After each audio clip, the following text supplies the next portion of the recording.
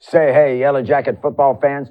Welcome to In the Press Box with Coach Clay Stevenson. And, Coach, congratulations on a hard-earned victory against Sonoraville, their intra-county rival, 52-16. It was just a good victory between two good teams. It was. We played well. I thought they played a good game. Also, they played very hard, Yes. and they did some really good things. Like we talked about on the show, I thought they're just as good as they were last year. Going into it, didn't think they quite were, but they got some good pieces to the puzzle. And when they get in region play, I feel like they'll have a good chance to make some noise. I was impressed with their offense. Their skill players were very good. The offensive line did a good job of blocking. I thought they had a nice game plan to try to take advantage and use the athleticism that they've got at several positions on the offensive side. Yeah, Pate's an awesome quarterback. Yeah.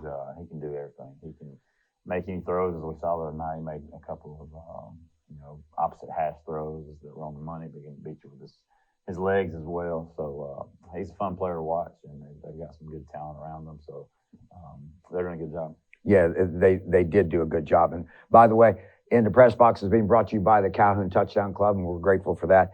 Players of the game for the Yellow Jackets? Yep. So Christian Smith, I think he had 13 tackles, a couple of assists, 1 or 2 tackles for a loss. He was just everywhere making plays as usual. Trey Townsend he was player of the game, I think, for offense. Obviously had a good game. He was making a lot of good throws. I think he was maybe 14 for 18 or something similar to that. So he had a good job, 2 or 3 touchdowns. Christian Bell was the hog of the week. Had a good job. They're all those guys are getting better each week, and it's fun to watch them gel as the season goes. Carlos Lopez, I told the kids it's awesome having somebody that can kick it within a 5 or 6 yard radius. Kind of like we wish our golf shots would go. That's the way he is. He can kick it pretty much wherever he wants to kick it. And he did a good job and made a field goal. Heart Speed Award, got Brooks Brandon. We talked about him doing the show the other night. Came back and had a touchdown, so good to see him back in action. Extra mile. We gave it to Trey Perkins. He went from not playing at all to pretty much playing the entire game. So he did a good job there. You played a lot of people in different positions or in starting positions that hadn't done much of that at all, that gotten on the field for a play or two. I even looked out one time and we got a freshman defensive lineman out on the field playing and contributing, not just taking up space, but contributing. It was an interesting night, particularly when you're taking on your county rival. There's a lot on the stake, as Caden Williams said the previous week. He says, when you run into these guys 5-10 years later, you want to be able to say, yeah, I won my senior game. That's right. And the guys, everybody just came through. I mean, it was not a drop off in production. Yeah, it was good. It was a good week to be able to kind of rest some guys and get some guys some treatment during the week and not have to play. I have to play them that Friday night. But like you said, the guys that came in there, we were worried because it was, I want to say on both sides, it was probably 6 starters ish that didn't get to play. Right. When you look at playing both sides of the ball, so. I saw it as a concern, but we talked about Monday after the game for our Monday meeting of that's what it takes sometimes. When you get to a long season, we're 5 games in, hopefully 10 more games to go. You're going to have injuries. You're going to have people that don't get to play. You're going to have people that don't get to finish the game. So to make sure that those guys that were like Trey and all those other backups, they got to make sure they're ready to play. Because when it's their time, it's too late to just snap it on. You got to make sure you're putting the effort in the practice in the weight room to have your chance when you get out there. Some moist eyes when Brooks Brandon crashes in from 1 yard out for a touchdown because we got him back in playing because the young man has been through Hades and back as far as getting over surgeries and injuries. That was a nice moment. It was very good. It was we got down, perfect storm, got down to the one. He told me sometime in the week of practice, he said, Coach, if we get down to the one, and he called the play, he said, Coach, I'll get in, I promise. So we get down to Caden almost got in on that play before on the half-yard line, perfect storm, ran him out there, and he dove in. So very, very, very proud moment for him and all what he means to this program and everything that he's given to us. Yeah, Caden and Blake Hammett leading the way for him into the end zone, clearing that nice path for him. So that was really good. I wish if I was on a golf course and I was 50 yards away or 25 yards away, I could throw my golf ball and land it in an area that Carlos Lopez does with his sky kicks. Yeah, he does. He does a good job. And he kicked the ball deep great as well. So Couple touchbacks. He's done a really good job. Yeah, he does a really good job. Christian Bell, we've had him. He's filled in at nose tackle. He's our left tackle, left guard. I mean, anywhere you want him on the line of scrimmage, he just does a fantastic job. He does. 3-year starter and it's showing. Yes. He, like I said, he can play a little bit any position. We've had to move him around a little bit this year, but he's a staple up there for sure. Christian Smith got me mixed up at the very first game of the season when he went to jersey number 24.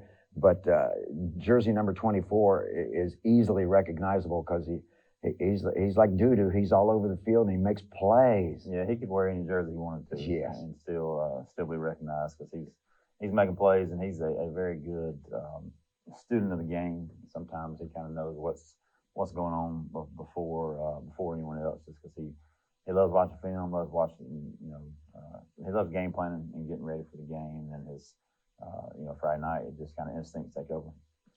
Trey Townsend, second game in a row where he has not just been on physically, but he has control of the game mentally. I think that poise that he's feeling as he plays the game has bled over to the team.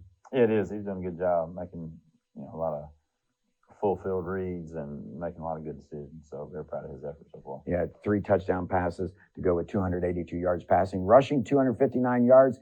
I would say Hall's Hogs, Coach Barry Hall is happy with the progress they're making. He's not complacent about it. He knows they can get even better, but they're doing a nice job. Yeah, they are. He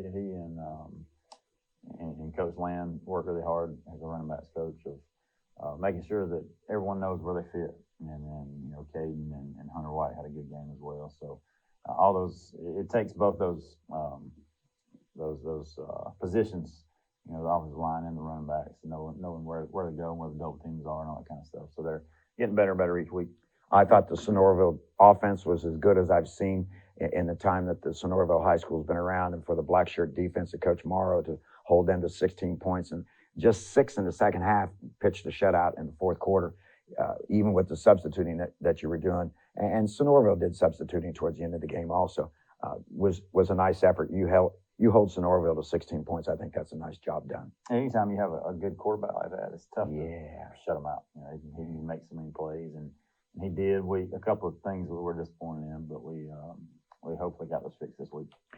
The Trey Townsend was picked by Georgia Football High School Daily as one of the best of the rest. They recognized him for going, as you said, 14 for 18, 15 for 19, whatever it is, 282 yards passing and 3 touchdowns. So congratulations to Trey for being picked best of the rest.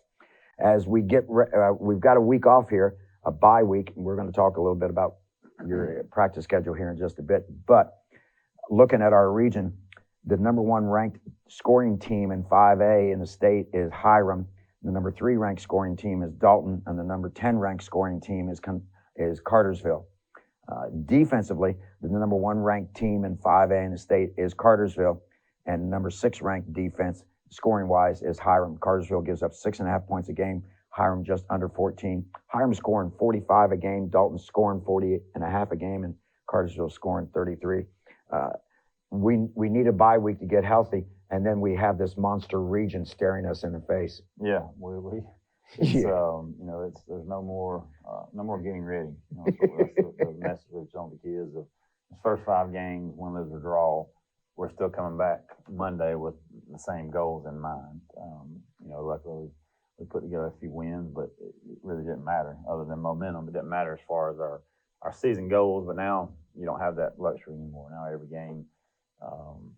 game kind of gets magnified each week.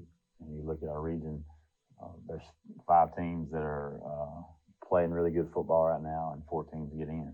So I think they understand. Last year you look at Hiram beats us, but then they didn't even make the playoffs. So right, each week is going to be a huge test and a huge game, and the more you win, the bigger those next games get when you start looking at region stuff. But definitely had a good off week this week. We'll end up going 4 days this week. Gave them off Monday, and then we get ready, and the fun starts. That's the fun starts, and it doesn't stop. Hopefully for a couple months. Yes, Jackets are 4-1 on the season, but the real games, the ones that count, are beginning to start, and it's going to be a meat grinder. Every team in this region is better than last year, including the Yellow Jackets, and we start off with Cartersville. Do you think your guys go into the Cartersville game not confident or anything like that, but knowing, hey, we won a game in overtime down there, we deserve to be on the field and be respected as much as Cartersville is respected? Yeah, well, what I think about, not necessarily respect, but I feel like we're ready for any type of game. Okay. I feel like we can, if we get ahead, fine. If we get behind, fine, because we've been ahead and behind this whole year. So that's what the good thing about playing that tough schedule, those first 5 games, is you get to put yourself in those situations as players, as coaches, and just see how you respond. Yes, we'd like to be leading the state in offense and defense and that kind of thing. Getting those backups in as more than we could these first 5 games, but it's a give or take. It's a give or take. I feel like we have gained some valuable experience in those games that we've had. So hopefully that'll carry over into region play. And it doesn't matter what you are. You got to make sure you're going out and playing that next play, because we've seen these last couple of years, up or down, doesn't matter. You got how you start and how you finish is the name of the game. So hopefully, like I said, we've learned some things, and we're ready for any type of game that, looking at just Cartersville next week, any type of game that we that comes up, I feel like we'll be able to handle it.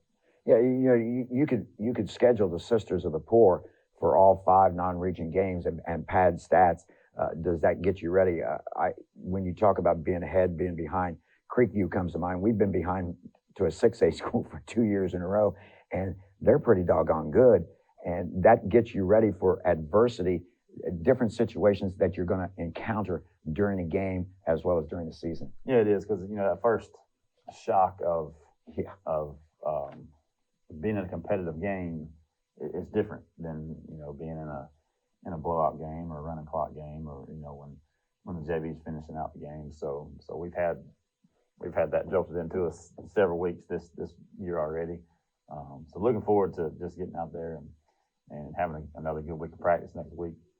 It's going to be an awesome atmosphere out here next yes. the game. So a lot of exciting things are going to happen, but what we try to focus on with the kids is you can't look at just Friday nights. You got to make sure you're putting in the work each day, and each starting in the weight room and going to practice after that. So a lot goes into winning a football game, more than just showing up Friday and playing and winning. That's what we want to do, but you got a lot to do to get to that point. Yes, and it starts on Monday after you rest and rehab on Saturday and Sunday for the players. The coaching staff's getting ready on Sunday, devising game plans offensively, defensively, and special teams, and see what transpires. It was nice to heal. The weather is beginning to cooperate a little bit. We're still touching 80, 81, 82 degrees in the afternoon. So are we going to have to take a team vote and see if the guys want to give up their early morning practice, or what's going to happen? I've been on sleeves this week in the mornings. It's been nice, and then after school it's been hot. So we've gone twice after school this week, just because it was the way it worked out.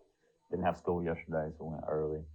We'll go early tomorrow as well. So we'll see how the week goes next week and see. We'll definitely go Wednesday and Thursday in the morning. We've been going Tuesday mornings. I feel like the kids like that a pretty good bit, but we'll see how the week goes. We'll meet Sunday and kind of get a plan for the week. Yeah, and as we said, some of the guys are getting banged up, so they're going through rehab, and hopefully we'll get as many guys as possible back in their starting lineup roles. But we have to feel good. I know the fans are tickled to death with 4-1 record, but mostly I was so impressed with the guys that filled in during the game Friday against Sonoraville, how effective and efficient they were. So you all are feeling better about that with your depth. Yeah, and some positions. Other positions, we're still searching for that backup. But then, the special teams is a difficult thing of trying to make sure you have starters and backups for special teams when you start having injuries. But it's very pleased with, like you said, the young guys that stepped up in there. Like, I think there was one time we had 2 sophomores and a freshman on the defensive line. Yeah. But everybody that did it, and we had some receivers step up as well. Justin Beasley, he was actually offensive player of the week. It just hit me. Yeah. Okay. Trey was the Farm Bureau for the player of the game, and then Justin Beasley was the offensive player of the week. He had 2 touchdowns, a couple of really good moves out there after catch, and had a reverse run. So we needed somebody to step up. Looking at people that we had out, we needed somebody to step up offensively, and he did that.